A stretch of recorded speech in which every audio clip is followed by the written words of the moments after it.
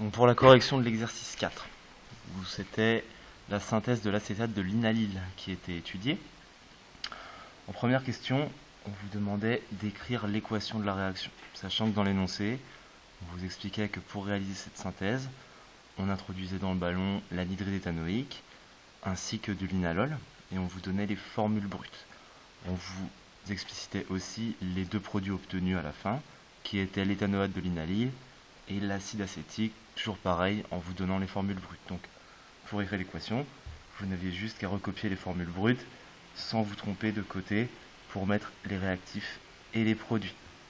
Donc, nos deux réactifs sont l'anhydride éthanoïque, de formule C4H6O3, qui a été mélangé avec du linalol, de formule C10H18O.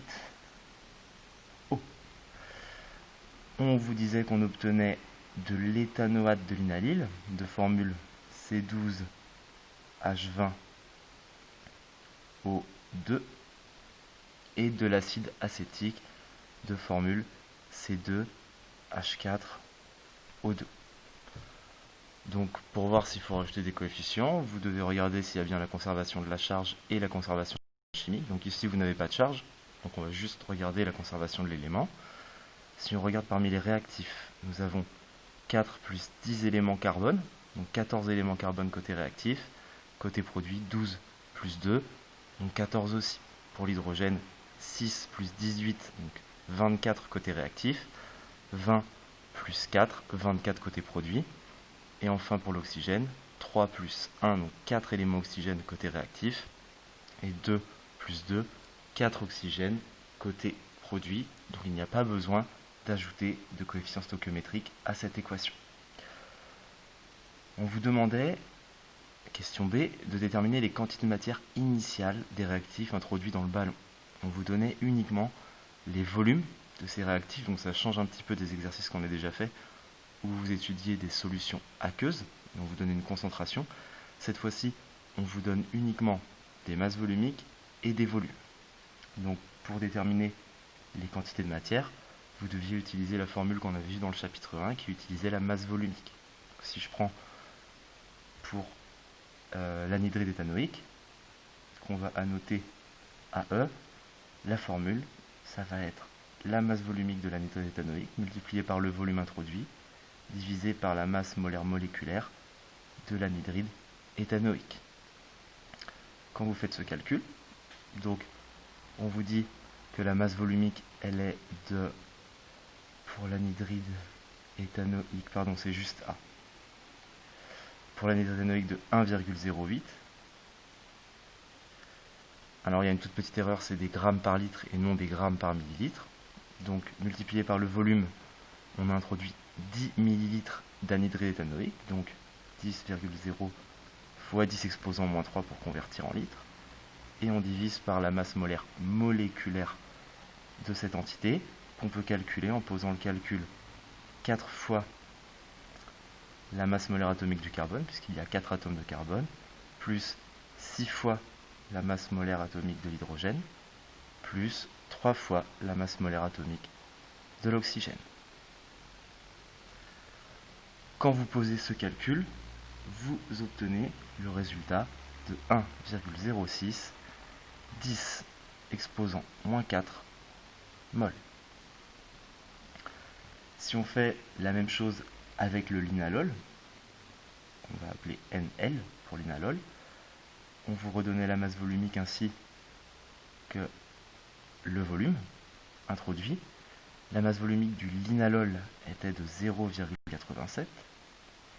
Le volume introduit était de 5,0 millilitres, donc 10 moins 3 litres, divisé par la masse molaire moléculaire du linalol, que vous calculiez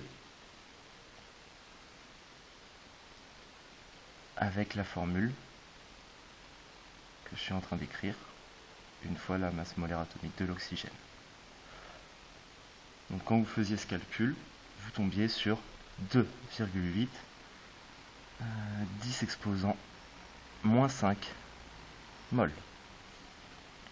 Donc là, juste par souci de simplicité, je vous conseille de calculer les masses molaires moléculaires avant de vous lancer dans les calculs pour alléger un petit peu ce que vous devez taper à la calculatrice.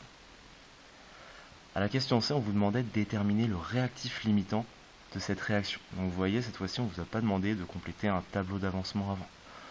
Donc, pour ce genre de questions, tout ce qui va nous intéresser, étant donné qu'on cherche le réactif limitant, ça va être l'état final de notre transformation chimique.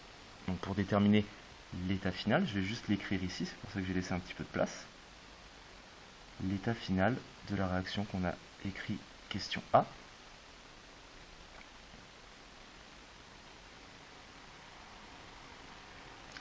Et là, si on complète,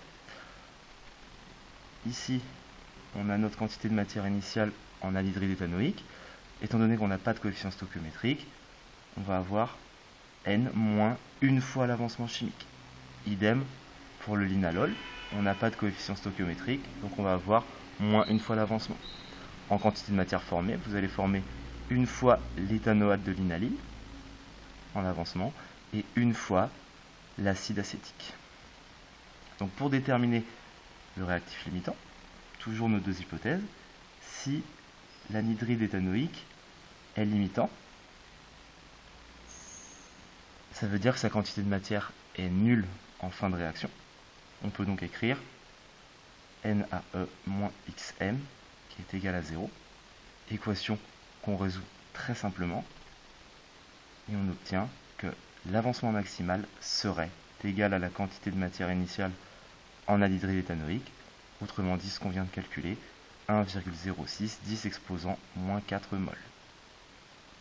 On refait la même hypothèse avec le linalol.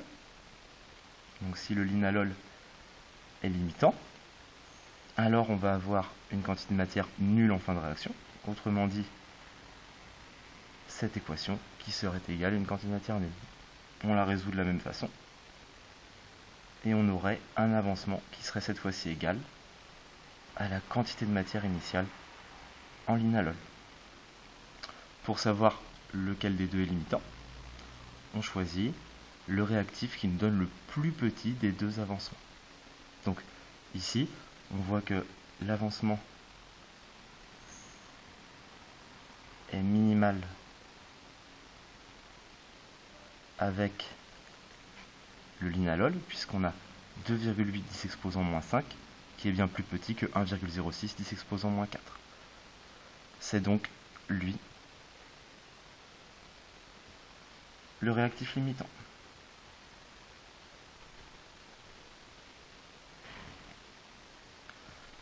Enfin, question D, on vous demandait d'exploiter le fait que vous veniez de déterminer l'avancement, en vous demandant de déterminer le volume d'éthanoate de linalyle obtenu. Autrement dit, on va chercher le volume qui correspond à la quantité de matière en éthanoate de linalyle formée. Donc, on sait que la quantité de matière d'éthanoate de linalyle, je vais l'appeler EL, donc c'est E dans l'énoncé. On peut réutiliser la même formule puisqu'on nous donne sa masse volumique. Donc la masse volumique de l'éthanoate de linalyle fois le volume obtenu divisé par la masse molaire de l'éthanoate de linalyle. Ici, on cherche à obtenir le volume. Autrement dit, on va transformer cette formule pour isoler le volume et l'exprimer en fonction des trois autres variables. On obtiendra la quantité de matière d'éthanoate de linalyle multipliée par la masse molaire de l'éthanoate de linalyle divisé par la masse volumique de l'éthanoate de linalyle. Alors ici, on sait, d'après ce qu'on a écrit un petit peu plus haut, que la quantité de matière d'éthanoate de linalyle formée va être égale à l'avancement. Donc cette formule, j'ai le droit de l'écrire. L'avancement multiplié par la masse molaire de l'éthanoate de linalyle divisé par la masse volumique de l'éthanoate de linalyle. Quand vous écrivez ce calcul, on va tomber sur l'avancement. On a dit que c'était le plus petit des deux, donc 2,8 10 exposant moins 5 mol, multiplié par la masse molaire moléculaire de l'éthanoate de linalyle. On peut calculer en posant 12 fois la masse molaire atomique du carbone, plus 20 fois masse molaire atomique de l'hydrogène, plus 2 fois la masse molaire atomique de l'oxygène, en grammes par mol, et vous divisez par la masse volumique de l'éthanoate de linalyle, qui vaut 0,89 g par litre. Quand vous tapez ce calcul à la calculatrice, vous tombez sur un volume final obtenu de 6,2 millilitres.